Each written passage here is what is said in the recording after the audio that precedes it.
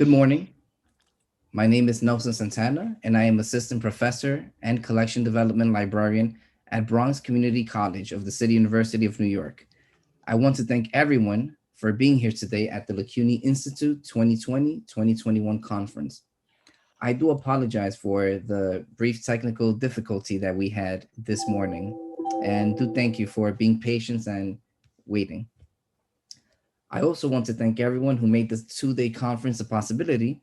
I want to start with Bronx Community College President Thomas Isakenegbe, for giving his blessings back in 2019 to allow Bronx Community College to host this year's institute. Additionally, several Bronx Community College colleagues also provided guidance or partnered with the planning committee to ensure that today became a possibility. These colleagues include Administrative Events Coordinator Barbara Thompson, Interim Chief Information Officer Luisa Martich, Director Mark Leonardson, Dean Carla Renee Williams, Esquire, Chief Librarian Michael Miller. The Bronx Community College IT personnel, including Mr. Manuel Decena and his brilliant team of specialists, are responsible for allowing us to deliver this year's LACUNY Institute via virtual format. I also want to thank our keynote speaker, Dr. Lorgia García Peña. We would also like to thank our sponsors, EBSCO, Elsevier, IEEE, SAGE, and Waldo. And I also think it's important to just acknowledge and mention the names of all the members of the planning committee. Professor Alexandra Rojas, Professor Ashatru Patak, Professor Diane Gordon-Conyers, Professor Derek Stadler, Professor James Watson, Professor Jeffrey Delgado, Professor Ian McDermott, Dr. Linda Miles, Professor Mark Aaron Polger, Professor Ann O'Reilly, Professor Nicole Williams, Professor Ryan Phillips, and Professor Kim Abrams. The LACUNY Institute is the annual conference of the Library Association of the City University of New York, also known as LACUNY, an organization that has been in existence since 1939. This year's institute marks the largest gathering of participants in its storied history. Last year, as we prepared for an in-person conference, we received a record number of proposals, but had to postpone the institute to 2021. Once more, this year, we received a very large number of proposals from across the United States, Mexico, and Canada, including Emory University in Georgia, Universidad Autónoma de Baja California in Mexicali, Mexico, York University in Toronto, University of Colorado Boulder, Mississippi State University, and the list goes on. This year's LACUNY Institute, Ending the Library Stereotype, Non-Traditional Practices for the 21st Century, aims to answer an underlying question: what role do librarians and library staff play in our society? Librarianship is a multifaceted profession, with many of us playing multiple roles. In addition to working as information professionals, some of us serve in roles of mentorship and activism. Some are gamers, artists, unofficial guidance counselors, and faculty. Yes, many librarians in academia hold faculty positions, including CUNY librarians. I also think it is worth noting some celebrities or famous people who once worked as librarians, including Arturo Schomburg, after whom the Schomburg Center for Research in Black Culture is named. Writer, essayist, poet Jorge Luis Borges, First Lady of the United States Laura Bush, Mao Zedong, founder and chairman of the People's Republic of China, and also renowned author Ura Belpré, whose archival collection is housed here in CUNY's Centro de Estudios Puertorriqueños at Hunter College. We have an impressive lineup of presenters who will tackle many questions and problems by sharing their personal experiences, their research, and the work they are doing at their respective institutions. One presentation will discuss how archival reparations can be possible through digital humanities. In another presentation, a librarian will detail their efforts to create a space within the library for furloughed Black and Latinx custodians. Another presentation focuses on the management of LGBTQ+ identities across library roles. Some presentations will tackle racial inequities, while others will showcase how tools of librarianship can serve as art. And of course, many of our presentations will touch upon COVID-19 and the brilliant work that many information professionals have been doing during these past 14 months. Several events, including two that I will mention, have shaped our lives in the past 14 months. In the final week of this month, will mark the 1-year anniversary of the George Floyd manifestations that spread across the nation, making a global impact and leading to ripple effects that forced weeks of civil unrest. This civil unrest, brought upon by the deaths of Floyd, Breonna Taylor, Kalief Browder, Alberta Spruill, and many other people of color, forced us to engage in serious dialogue, forcing many to admit to and confront the racist legacy of the United States. However, there is still a lot of work that needs to be done. The past 14 months have been challenging for all of humanity. The COVID-19 pandemic brought about many challenges. The novel coronavirus has changed our lives forever, and many more lives will forever be shaped by this experience. Some of this year's presentations were shaped directly by these two events. I would now like to introduce LACUNY Institute committee member, Professor Alexandra Rojas from LaGuardia Community College, who will lead us in a moment of silence as we remember those individuals whom we have lost to the COVID-19 pandemic.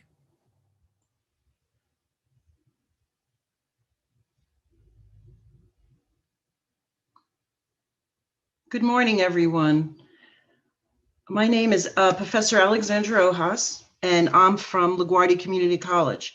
If anything this year has taught us is that life is short and very precious.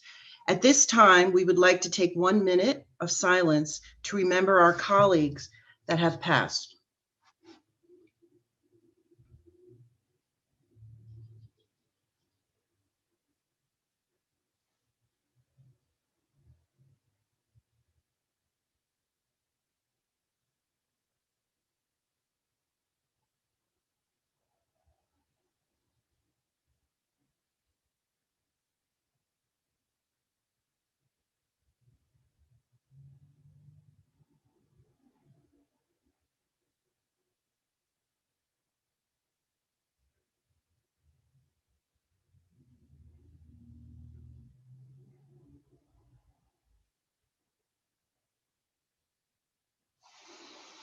Thank you.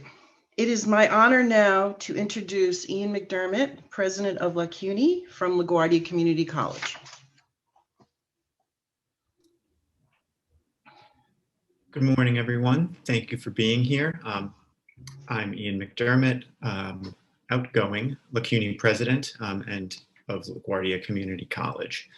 I'll keep my remarks very brief, but I just wanted to say early in the pandemic at a LACUNY Executive Council meeting, I was inclined to simply hit the pause button on LACUNY and have us just come back when things returned to normal. It was a very trying time. We all had a lot on our plates. And being a part of running a professional development organization seemed like maybe not the highest priority. But that was a year ago, and I'm really glad we didn't make that decision. An active LACUNY is better than inaction. And when facing the challenges caused by COVID and confronting the racial justice issues presented by the murders by police of Breonna Taylor and George Floyd, we really needed LACUNY to be active and provide the kind of programming that has helped us stay engaged as professionals, but also has kept us in touch with one another and provided something of a support network. I'm also really proud of our work in starting LACUNY Mutual Aid. So many people have unnecessarily lost jobs during this pandemic, and LACUNY has done a little bit to provide support for those in need. For the last year, member dues have been waived, and any donations and dues paid were put toward the mutual aid fund for CUNY library workers experiencing precarity. I hope our efforts have provided some help for colleagues and helped build the solidarity that we're going to need going forward. Just quickly, I want to reiterate my really deep thanks to the Institute Planning Committee. I'm so grateful that the team stayed together after having to cancel the Institute last year, and has brought us this really exciting program today and tomorrow. Thank you to all of the speakers and to our esteemed keynote, Dr. Garcia Peña. Thank you to the LACUNY officers, Vice President Jeffrey Delgado, Treasurer Ryan Phillips, Secretary Walnut Clyde, and past President Nora Almeida, and the entire Executive Council. Thank you so much to Bronx Community College President and to the entire Bronx Community College group who has helped make this possible. We're really, really excited, and thank you all for being here. And now I'm going to pass it on to the next speaker, but please enjoy this year's LaCUNY Institute. Thank you so much, President McDermott. The next speaker is Professor Michael Miller, Chief Librarian at Bronx Community College. Unfortunately, Professor Miller is unable to join us today. However, he sent a message that he would like to be read today. Chief Librarian Professor Michael Miller sends his best regards and heartily welcomes and gives thanks to the 2021 LaCUNY Institute attendees, keynote speaker Dr. Lorgia García Peña, and all of the other important presenters. He further congratulates the Institute Planning Committee members for their superb work. With the rich offerings on the docket, he hopes that you will all enjoy the benefits of our shared experiences, keen professional insights, and scholarly examination and treatment of this most challenging year in higher education and academic librarianship. Indeed, this year, the library faculty and staff were able to turn on dime when the pandemic clamped down. Extraordinary work ensued, and you should all be very proud of your accomplishments and continue excellence. Thank you for the great work that you do. The Institute agenda is chock full of stories and practices related to innovation, inclusion, and fairness, all of which remain foundational to the mutual respect that is core in the promise of public education. Enjoy the presentations and allow the impact to inspire you and to prepare you for more excellent work as we continue sustained professionalism, service, and excellence in the coming academic year. Those were the words of Professor Michael Miller, Chief Librarian at Bronx Community College. Our next speaker is the President of Bronx Community College, President Thomas Isekinegbe. Professor Santana, I want to say thank you for the invitation. And again, I want to say thank you to LaCUNY and President McDermott, President of the Association, for inviting me. And I think the most important thing, for giving Bronx Community College the honor and the privilege to host this year's institute. In fact, when we accepted the responsibility in 2019, I believe we were going to physically host it on our campus. And, you know, we'll have loved to have all of you on our beautiful campus to see the historic buildings on our campus. But, you know, planning is one thing, and things do change and things do happen. And we all know the story now. Last year, things really took a turn, and none of us at this point in time, 2 years ago, thought we'd be going through what we're going through now. So really, I want to thank the association. I think your president said it, for sticking with it, for going ahead with this institute. To all of the members of the planning committee, I want to say thank you to you for really making this happen today. You know, the theme of this year's conference, I think, to me, is very, very interesting. Ending the library stereotype, non-traditional practices for the 21st century. If you come to think about it, the work that you do, it's very, very vital and important in all of our institutions. And I think, Nelson, you said it in your introductory remarks. At the beginning, people just think of, when you think of a librarian, you think it's somebody you go into the library, they check out the book for you, and you leave. No, I think on our campus here, our professional librarians and the support staff do a whole lot more as mentors, as counselors, delivering information literacy, mentoring students, assuming leadership roles on our different campuses. So what I want to say, I want to thank all of you for what you do on your various campuses for our students. I think it's very vital and it's very, very important. What would we do without our librarians? What would we do without the professional support staff? And I think, Nelson, you said it in your introduction. In our institutions at Bronx Community College, we all had to leave in March due to COVID-19. And I know our library staff, our library support staff, we're all online. All of the catalogs, all of the information that we needed to support our classes offline and online, things were up and running. Again, what we will do without you. So again, on behalf of our students, I want to say thank you very, very much. As I look to today's programs, and today and tomorrow's program, is very, very rich. And I hope all of us can listen, take notes, and go back to our campuses and use the information we've gathered today and tomorrow. And I wish all of you well. Hopefully someday, some of you that haven't visited the Bronx, you can come back when things open up, and we'd love to show around that beautiful campus. Again, thank you for the invitation, and have a very wonderful day. Thank you very much, Nelson, for inviting me. Thank you so much, Professor Sekenegbe, for your kind words. It's an honor. Before introducing our brilliant keynote speaker, I want to thank one more group of people. They're individuals who are participating in this year's Institute, either as presenters or members of the audience who are currently going through a difficult time. To each of you, I want to say thank you for being here with us during this very difficult moments that you are facing.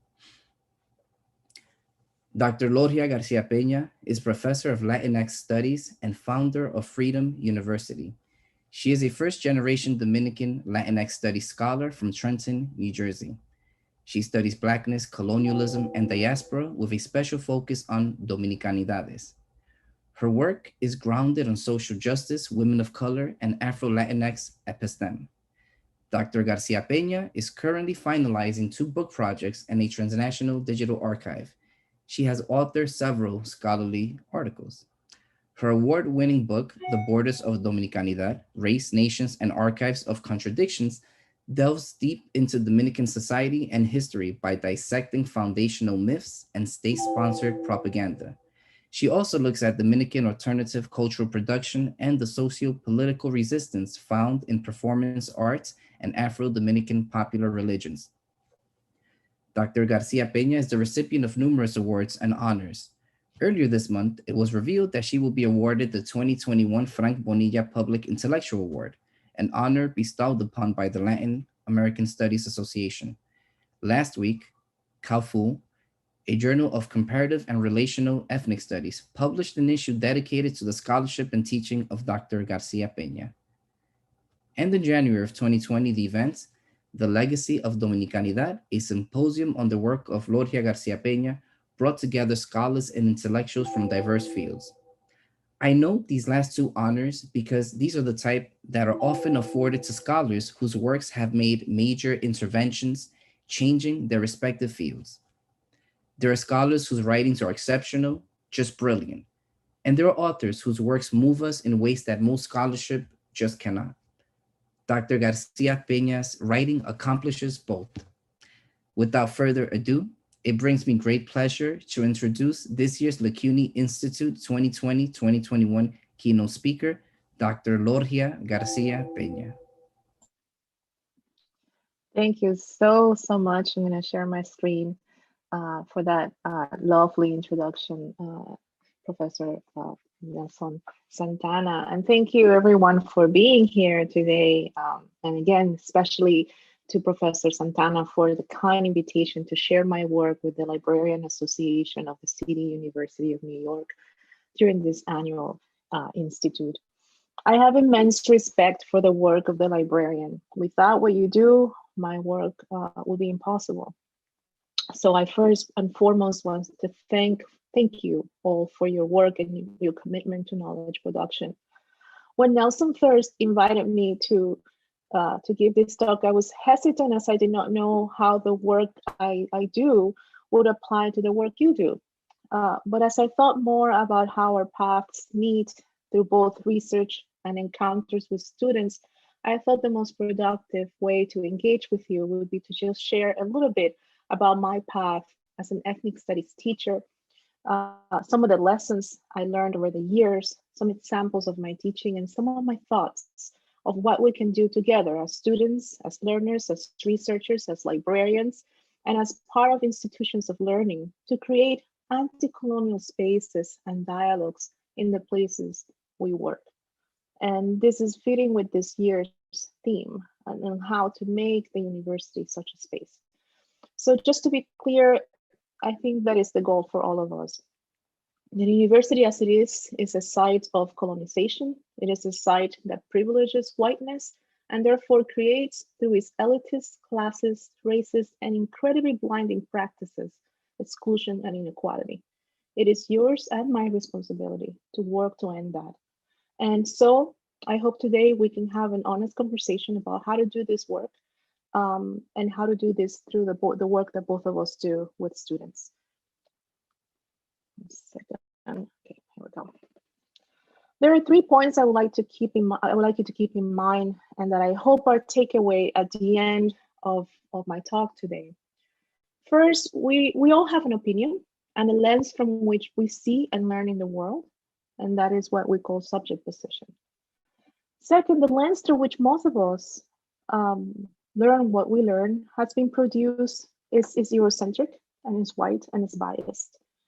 And third, I'm proposing ethnic studies as a field that is trying to provide you and me and students with another lens to see, to ask questions, to learn. So allow me to start with my own lens, with my social position. I am an Afro-Latina immigrant woman from the Caribbean, from the Dominican Republic. I came to the United States at the age of 12, making me what some call generation and a half, which basically means with un pie aquí y otro allá, 1 foot here and another one there. I went to college like many immigrant kids with a desire to improve the socioeconomic status of my family. In the process, however, that desire transformed to more. As I took classes after classes and found nothing that reflected my experience, my history, I became more and more aware of the gap and the distance between academia and the community that I come from. That distance became more evident and bigger as I entered graduate school, as my socioeconomic status, my immigrant background, my race, the fact that I was a second language learner, the fact that I had not had the opportunities that other kids had, marked me as different and defined in many ways my own belonging to the university. So I had 2 choices. I could try to fit in, to change, to adapt, and to find ways to belong, or I could try to change the structures of exclusion that made it so my history was not in the books. So I chose the latter. So my academic path, I can say, has been both profoundly personal in that it was grounded and moved by my own experiences of exclusion, from the books to institutions to the very nation I live in, and also highly communal in that it was grounded on the feminisms of my mother and aunties, in the desire for social justice of the communities I grew up in, immigrant, poor, Black, and in perhaps a very stubborn but radically hopeful conviction that education can and should be transformative. Otherwise, what is the point of doing the work we do? What is the point of teaching? What is the point of studying? What is the point of research? My journey to obtaining a PhD in Latinx studies and eventually becoming a professor was grounded in that commitment to social justice, to finding answers to questions that emerged from my experiences as an Afro-Latina immigrant from the Dominican Republic, confronting everyday life racism and sexism in the university. It was that commitment that led me to academia, to teaching, and to the kind of engaged scholarship that I pursue. So social justice was both the method and the impetus for my journey through Latinx studies and ethnic studies at large. So the way I defined ethnic studies is very much as a project of transformation that seeks to decolonize the university and create liberatory forms of learning for all. Ethnic studies, as I see it, is a praxis of justice. Writing at the turn of the 20th century, Black Puerto Rican scholar Arthur Schomburg, who was a librarian, advocated for the creation of departments of Black history and for Black people to become historians as a way to contrast the lies, the silences, and outright violence produced about Black and Brown people in the university. His proposal to reintroduce, and I quote Schomburg, what slavery took away, that is the possibility of humanity and belonging. Ethnic studies, as I defined it is a critical anti-colonial site of knowledge production, learning, teaching, that includes Black, Latinx, Asian, and Native studies, but from grounding the experiences and histories of minoritized and racialized subjects. Ethnic studies brings forth subjugated knowledge, knowledge that has not been privileged as the norm or as the objective truth. I'll give you an example. In high schools, most of us likely took world history classes.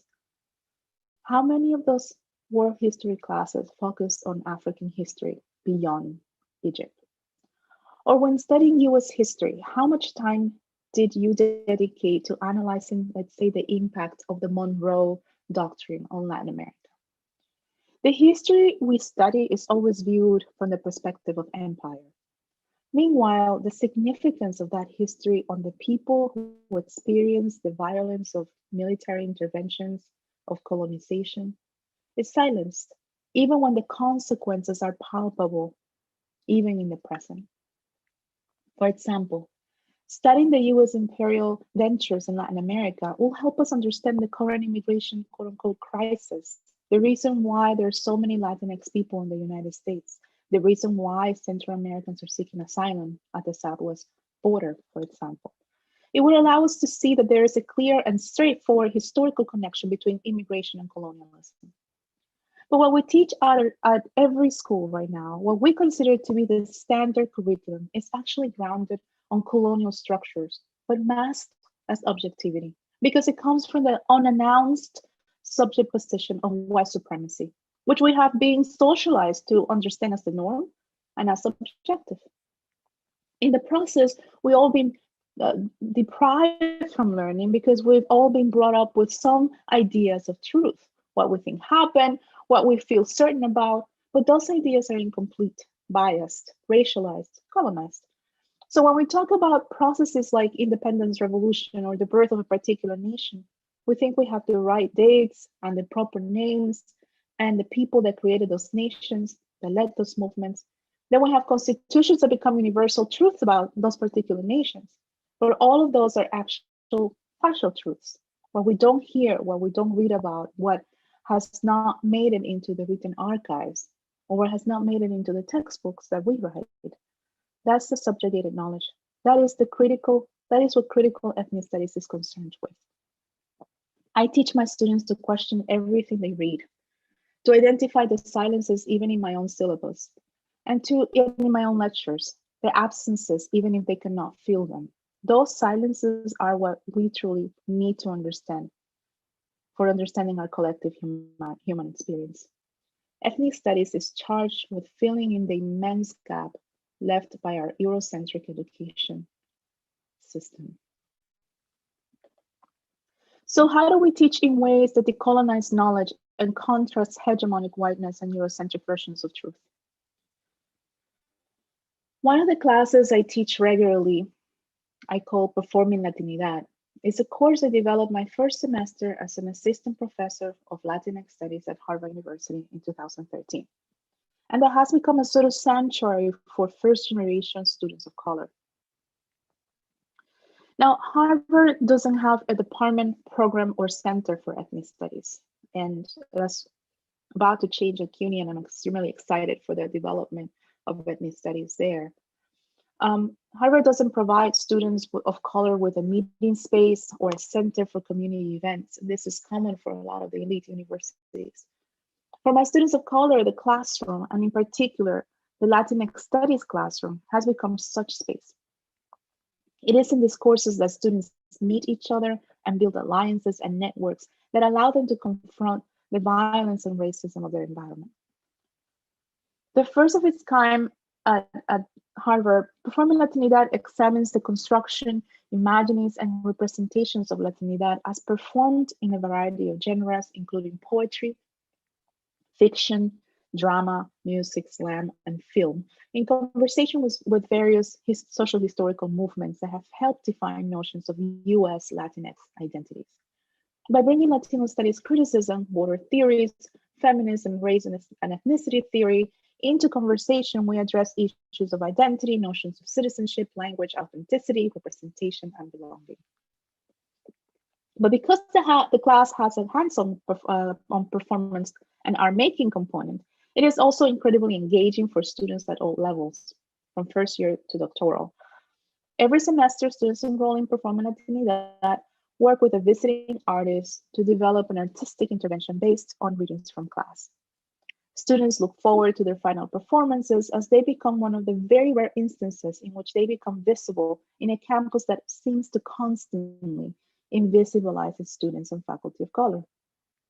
They work in groups, meet outside class, make physical structures, artistic structures, rehearse their intervention, and at the end of the semester, take over the entire quad through artistic, visual, and sonic interventions.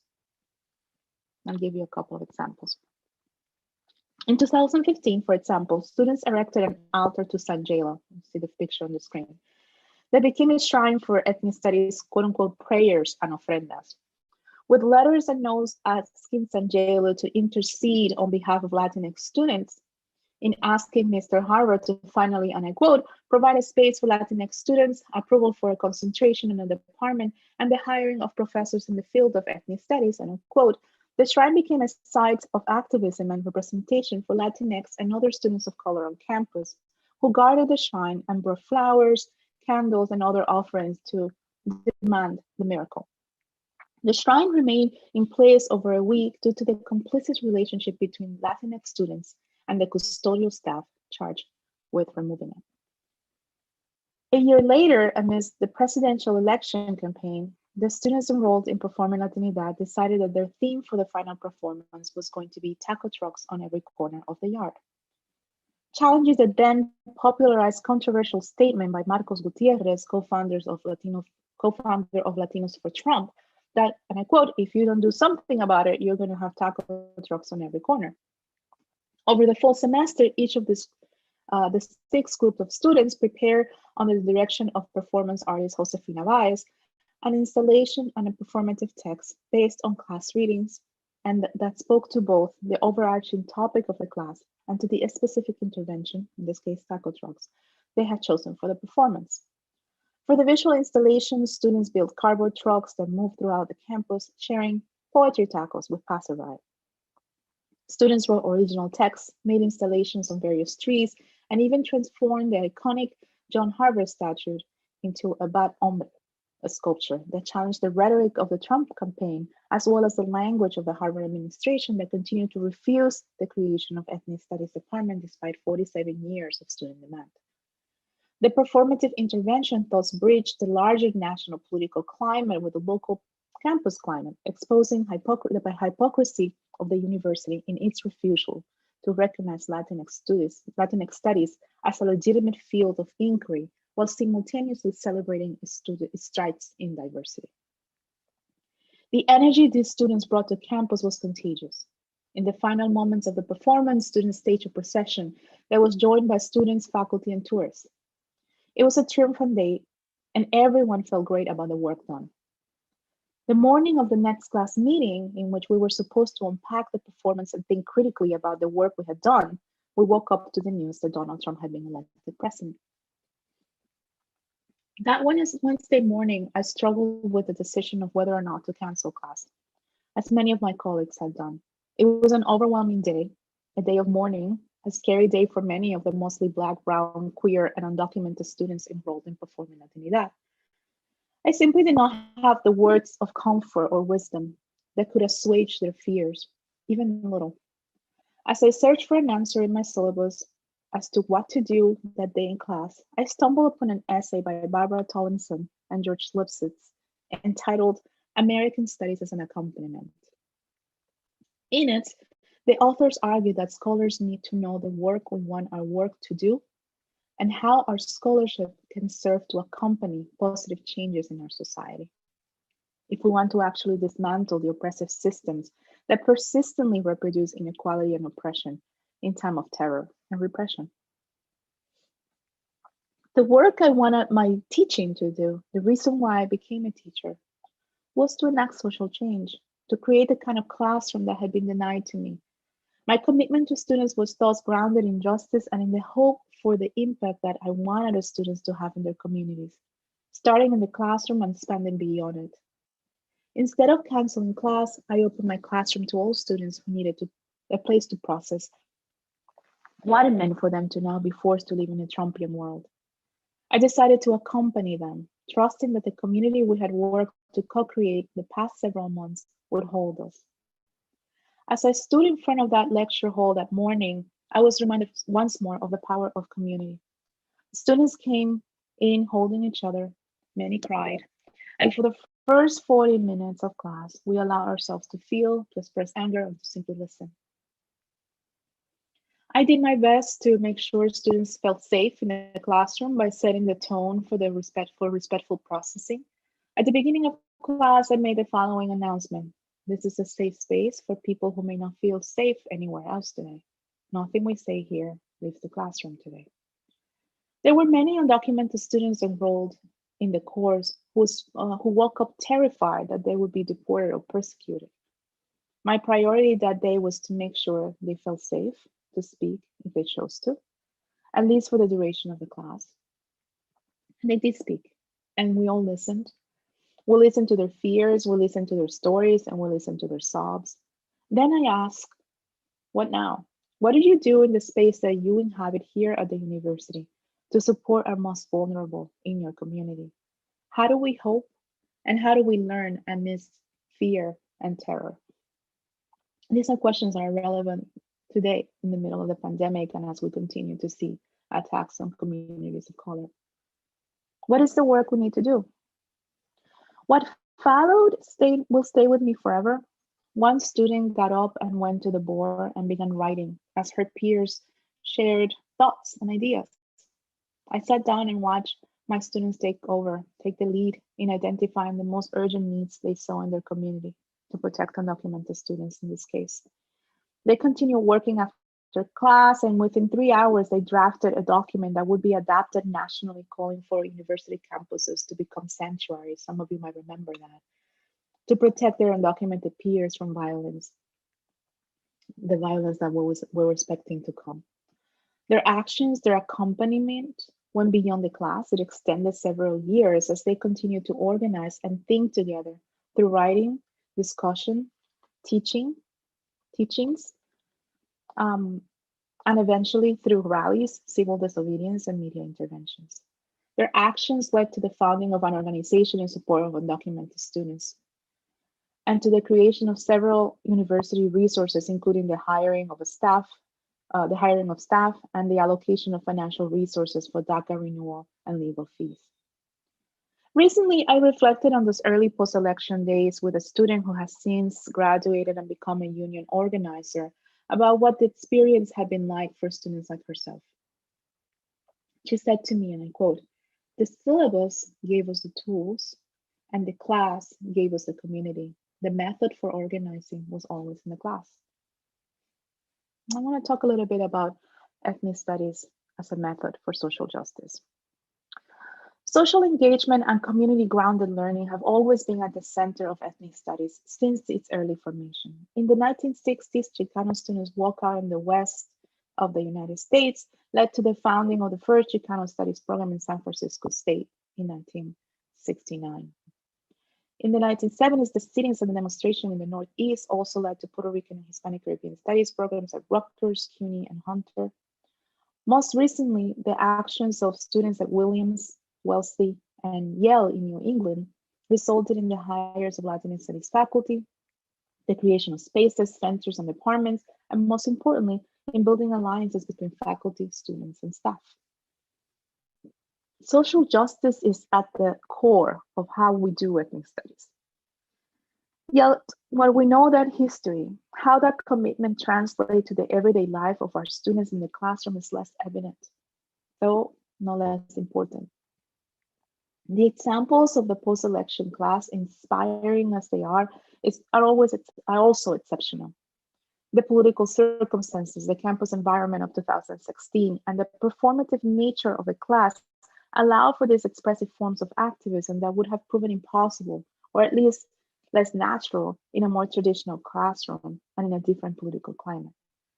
What I want to highlight as a lesson for thinking about ethnic studies as a method for decolonial justice is not the performative political interventions of my students, from the rallies to the taco trucks, nor the administrative responses to their activism, from the funding and staff support, but rather the more tacit elements that led to their accompaniment, to their working together, to what my students identified in her own reflection, the class as a method for seeking social justice through acompañamiento.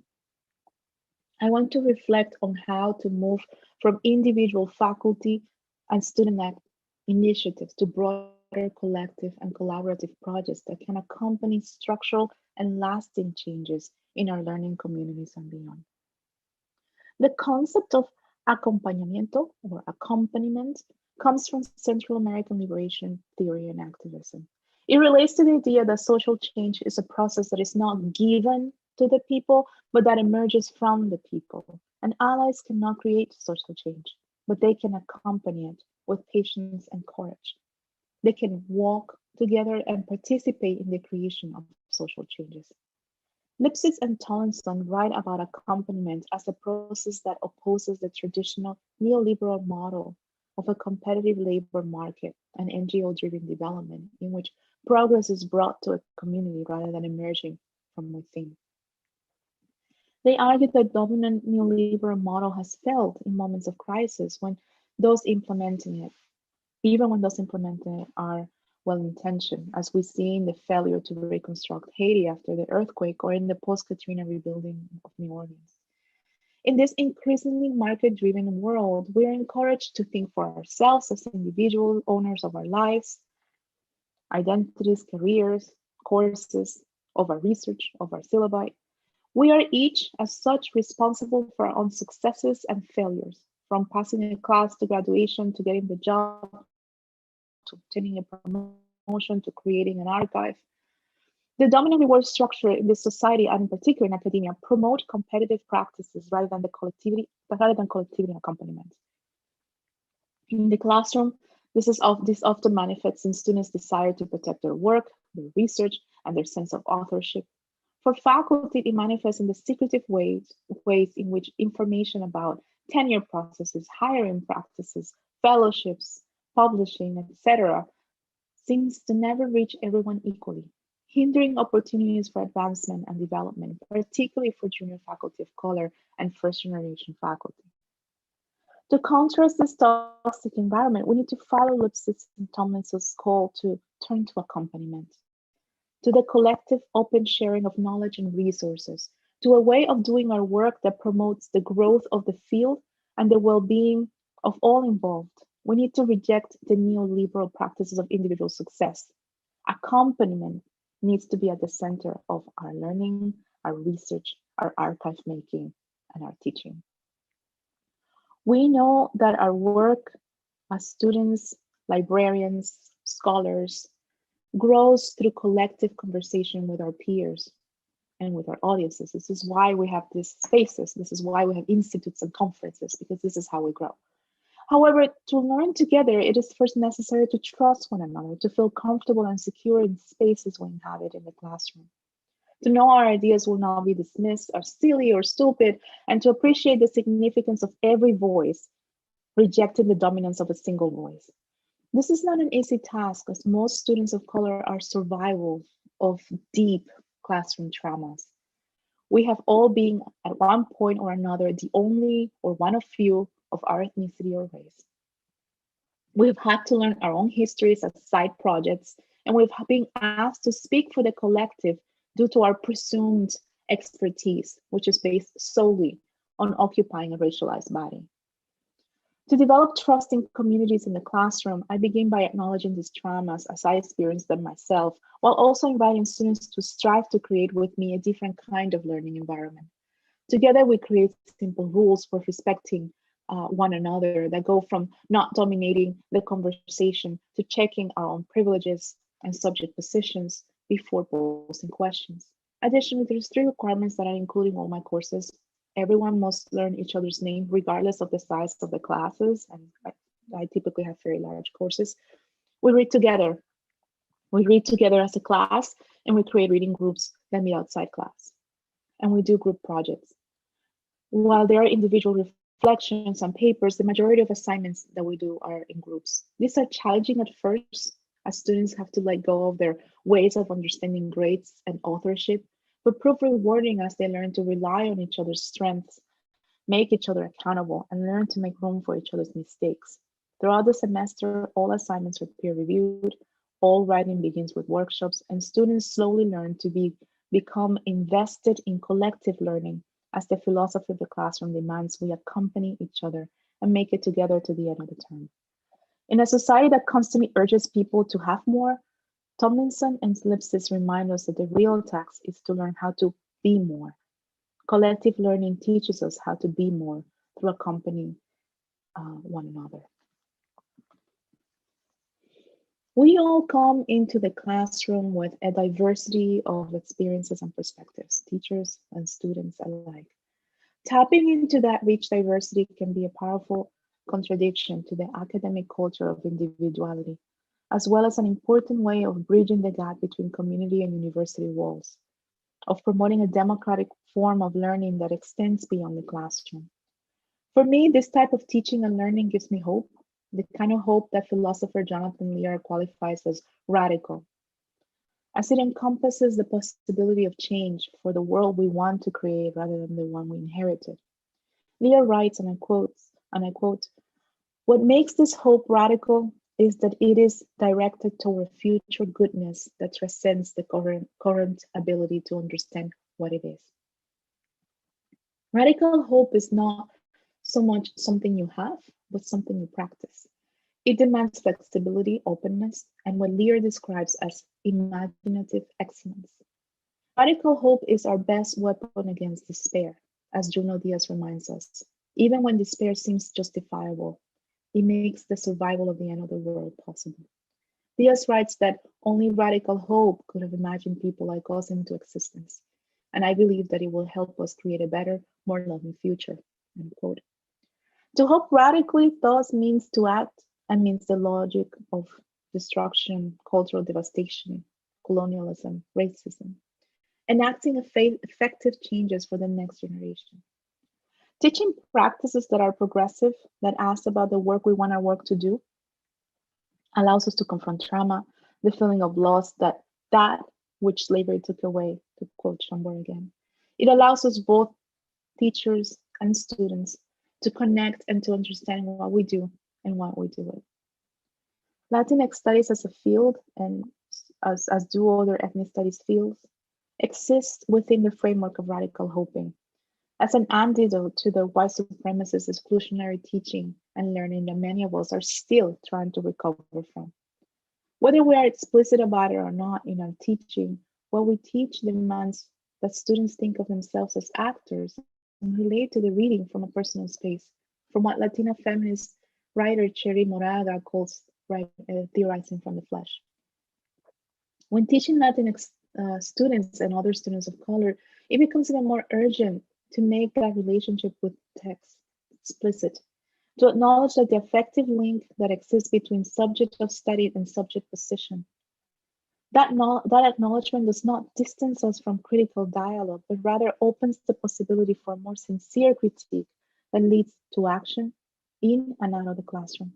It allows us as teachers and students to create classroom environments that are free from violence and that guarantee the protection of the most vulnerable, a classroom where collective learning takes precedence over individual success. The lessons I have learned in the 15 years of teaching Latinx studies transfer to both my research and my life praxis. They guide my actions and my thoughts both in and out of the classroom. In a path that often pulls us in different directions, it is easy to lose sight of why we do the work we do and how we got here. Teaching and learning aim for justice, asking ourselves what work we want our work to do as librarians, as teachers, can serve as a reminder that there is a goal that connects all of us beyond our career paths and individual responsibilities. Justice and equality for all human beings. That should be all of the goal that we all share. The COVID-19 crisis brought light to the multiplicity of crises, the fragility of capitalism, the precariousness of our medical system, the inadequacy of our public health system, the insufficiency of our social services, unable to adequately provide relief from food stamps to unemployment benefits. Meaning it has brought to light, for those who had the privilege of not knowing until now, the enormous inequality that exists in this world between those who have a lot and those who do not. Ironically, the latter now includes part of the new category of human beings we're calling essential. Workers who must continue to risk their lives and die in order to provide the services the rest of us need to survive. And now as we get closer to having access to vaccine, it's also created that division between those who have access to vaccine in the so-called developed world and the rest of the world that continues to die without access. It is no surprise to anyone that these workers are Latinx, that they're immigrant, that they're Black, and that they're poor. The university has not been immune to the COVID-19 crisis. As a corporation, as part of the capitalist machinery, the university has seen many losses all too quickly. Hires have been frozen, workers have been laid off, aid has been cut, and we're all bracing ourselves still for the ramifications, right? What's still to come. Still, as they face financial stress, universities continue to assure students that the integrity of their education will be preserved, that knowledge making and learning will continue. And my current job at Harvard, where I created and direct the Latinx Studies secondary, a graduate certificate that currently serves 24 students from across the university, I can see the impact up close. The years of precarity and neglect of Latinx studies paired with tenure denials, inability to retain Latinx faculty, and the freeze on hire has left my students without a structured Latinx studies program, despite the university's commitment to quote-unquote excellence in learning and teaching. Likewise, across the United States, searches in ethnic studies and Latinx studies have been canceled or put on hold. No one protests. We say nothing. We're amidst a crisis and there is nothing we can do, right? The students must adapt, study something else, find other ways to learn on their own, teach themselves their own histories. It is a crisis, it's a pandemic, people are dying, and ethnic studies is presumed to be non-essential. But it is. Anti-colonial ethnic studies, Black, Latinx, Indigenous, Asian American studies is charged with immeasurable task of filling in the gaps left by all the other fields of knowledge, with creating a learning environment that contrasts the supremacy of whiteness, inequality, racism, and exclusion that dominates our canons, our libraries, our archives. Through the lens and framework of ethnic studies, future doctors, lawyers, teachers, public servants, and business people learn a more ethical, more just way to live, to create, to serve one another. So I leave you with this question. What could possibly be more essential to our learning? As the very people represented in the field of ethnic studies are dying, as their bodies are sent to the front lines to be sacrificed, as police continue to brutalize these communities, what could possibly be more essential to our universities than to provide the opportunity for learning about the crisis from within, from the very experiences of those who are most affected by it? Let us go back to Schomburg for a second to conclude. One of his most incredible propositions was that of the nation without a nation, a concept we now understand as diaspora. For Schomburg, however, the idea of having this traditional solidarity nation did not mean he gave up his place within the US American nation. He strived to create an alternative place of belonging as he continued to push within, making space for himself amidst the discomfort. We need to do the same if we want to decolonize the university, if we're serious about anti-racist policies. We must also find ways. We must also find ways to create our own nations without nations, as Schomburg would call it. Our own institutions without institutions, our own collectives of joy and learning, where our work and our lives are always properly recognized as essential. So what would the ideal university look like if we decolonize it? And that's a question that I often get asked.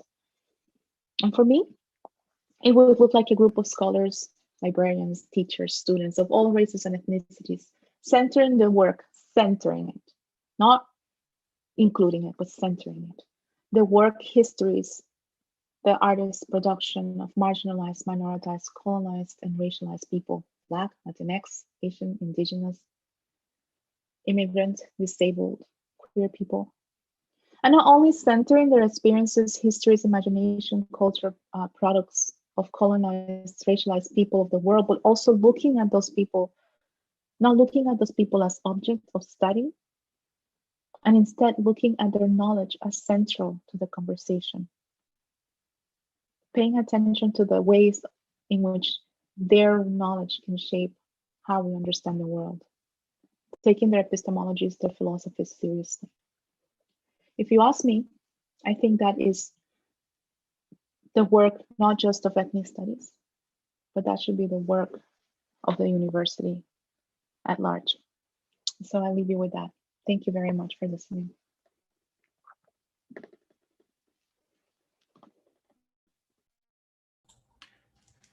Thank you so much for that engaging talk, Doctora Garcia Peña. Wow. Thank you. Everyone, yeah, sorry, I just get, after watching, it never gets old listening to Dr. Garcia Peña and just listening to her words. You're very kind, Nelson. Thank you so much. You're welcome. If people want to ask questions, again, you can email them or you can ask them via the YouTube channel. We did receive a question. Let me just get one moment to collect myself here. The person believed they wanted to be anonymous. That's my understanding. But the first question that we're going to start off with. So this is the Q&A session portion of the conference. How can libraries act in support of ethnic studies and support for students of color and first generation students? That's an excellent question. And, libraries can be extremely intimidating to first generation students. I know that it is at times for my students and also for myself when I was a first year student at Rutgers University. And also the way in which our books, our collections are organized in a lot of our institutions are not as welcoming or as inclusive as they should be. So I think one of the first, I think all of the examples that I share and all of the thoughts that I share, which I cannot speak as a librarian as I'm not one. I spoke as a teacher, and I think a lot of you, even if you're in the library, you're also doing quite a bit of teaching, quite a bit of training and working with students, so it applies. I think the first question you need to ask yourself, it's what is the work that you want your work to do? What have you been entrusted with at the library? How can you make sure that the collections that you're managing, the particular fields that you're working in, are centering subjugated knowledge and not reproducing the same kinds of exclusions that we have been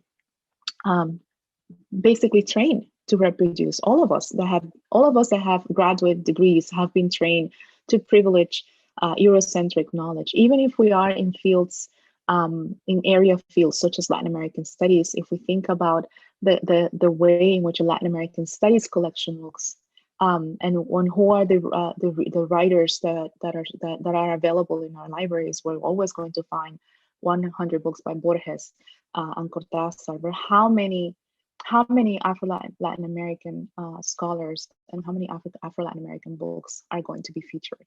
So it's about rethinking the way we think. It's about asking ourselves as people who manage collections and archives, how are these collections reproducing inequality? How are these collections subjugating knowledge? And what can you do with the tools you have to even the field, if you will, to bring in new authors, to bring in new books, to add to the collections, to support students who want to do oral histories. A lot of our work and a lot of what we do, it's hindered by the fact that the archives don't reflect the majority of the people of the world, because the archives were not built by people who look like us.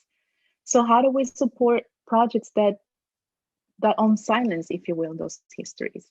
And I think you guys have, as librarians, so many tools that a lot of students and faculty would need and to do this work. And there's some amazing people doing, some amazing librarians doing that kind of work. I can shout out my buddy Alex Hill over at Columbia, who's doing amazing work in that field. Thank you so much. And something else that I did want to know, and you touched upon it, is there are actually many librarians that also have a PhD. So there are people who go into obtain PhDs in history, English, in other areas, and they just seem to they gravitate toward the library, toward archives, repositories, so doing that type of work. And in essence, Doctora, you too, you are, I mean, you can say you are an archivist, a librarian. You work with these different sources in the archives as well. So that gives you that, you get that perspective as well. Thank you. Wow. Okay. So we have two more questions. Give me one here. So we have one here. Is there a way for someone from CUNY to take your classes? I'm gonna drop my email for this person and somebody could please share it with them and reach out, and we'll find a way. Will do. Thank you. Well, they're coming in. Next question is Dr. Garcia Peña.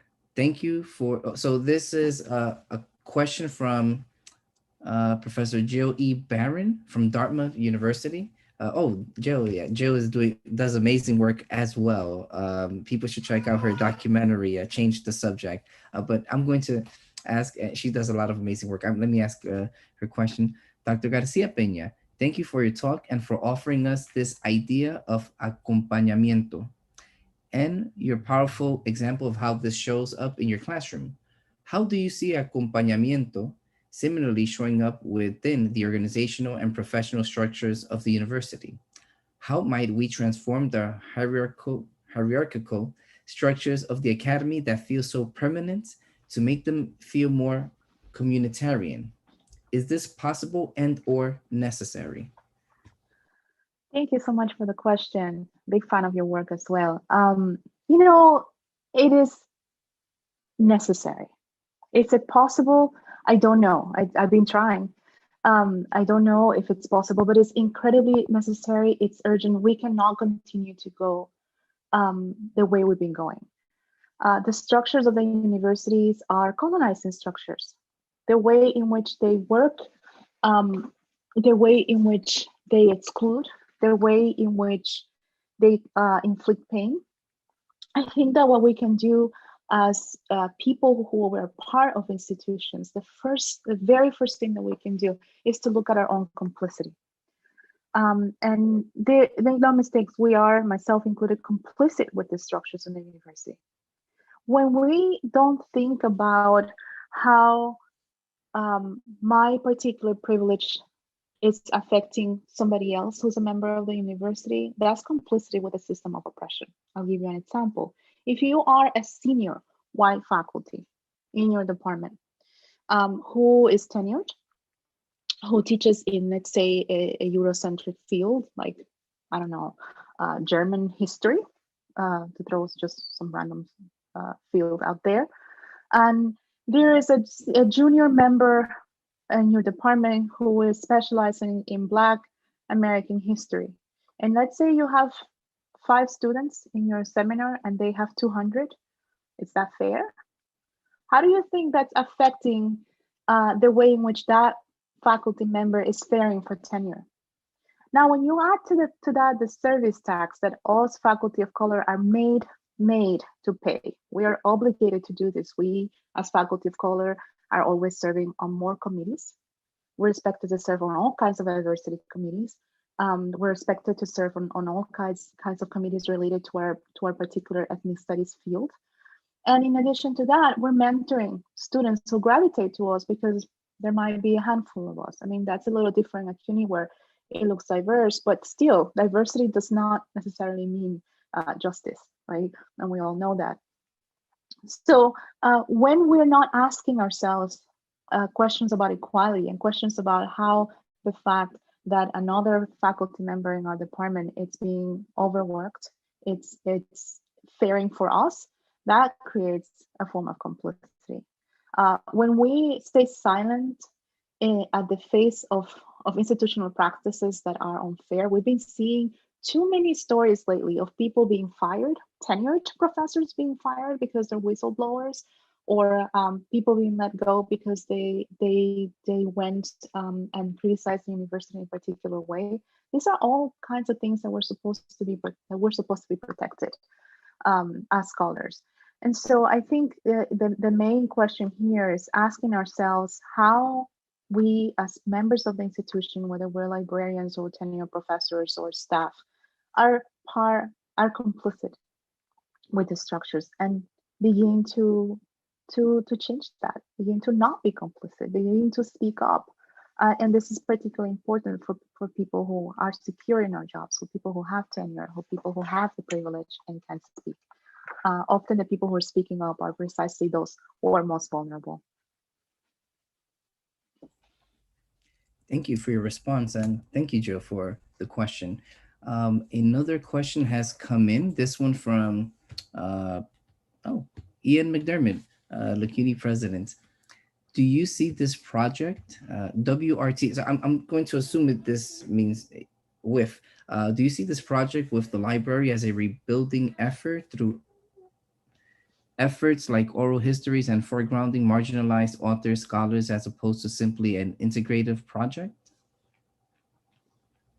I think we're past integration and inclusion. I think those projects of integration and inclusions have failed us.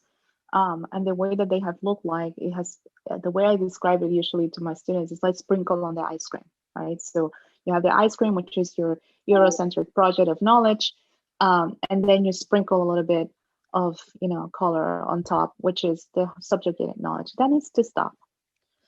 It's been too many years of our histories. If we think about the fact that Schomburg was writing at the beginning of the 20th century, already asking about this, already thinking about this, already trying to break this cycle, and the progress has been very slow.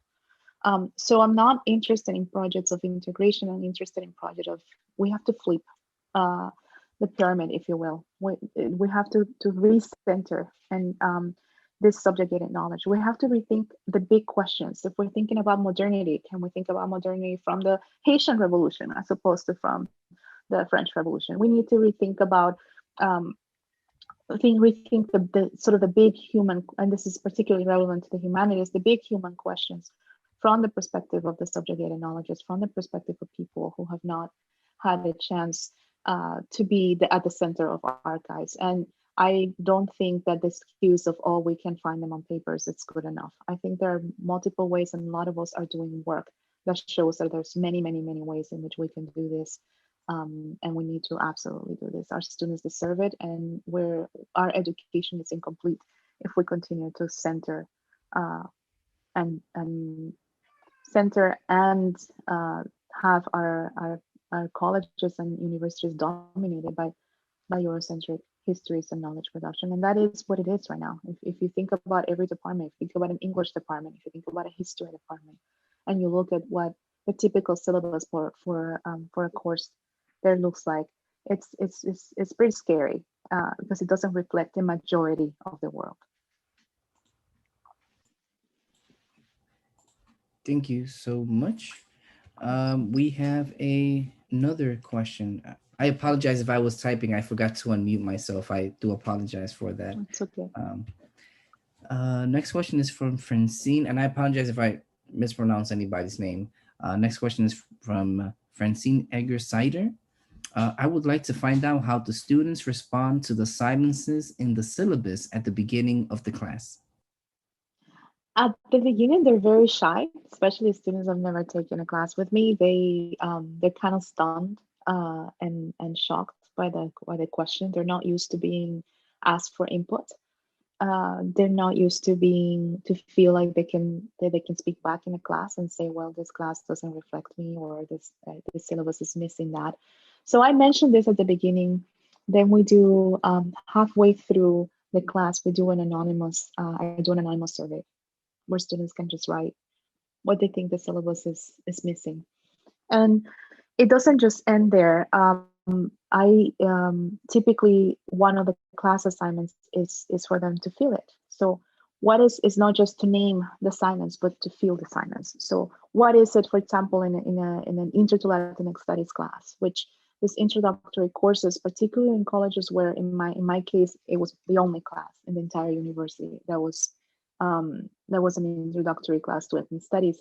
So as a teacher, I'm trying to fill so many gaps, and that it's impossible to have an encompassing syllabus. So I'm aware of that, and I'm making hard choices all the time. And so the idea is that a student would have an input, would say, well, I wish there were more, there was more on Salvadorian poetry, for example. And their option is that's what they're going to be investigating for the semester. So they're going to be writing a paper or working on a group project in which they fill in that silence. And so it's been a really productive exercise, because on the one hand, I'm learning a lot about where students are, what are students' interests, and on the other hand, students are getting to change the course of the conversation, and to have the opportunity to do meaningful research that speaks to them and to their interests and to their experiences. Thank you for the question.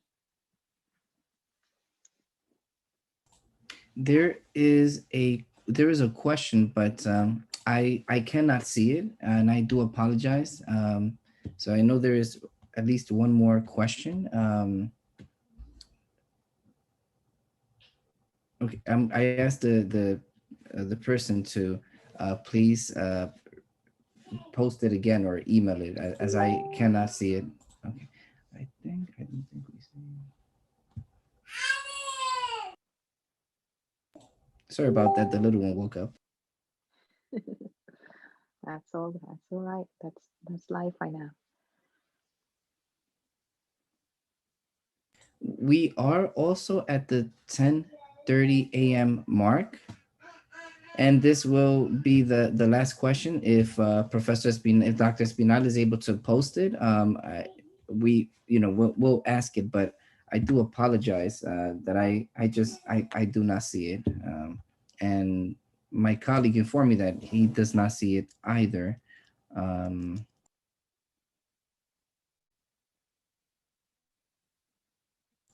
But we do want to thank Dr. Garcia Peña for delivering again this brilliant keynote address, answering all of our questions.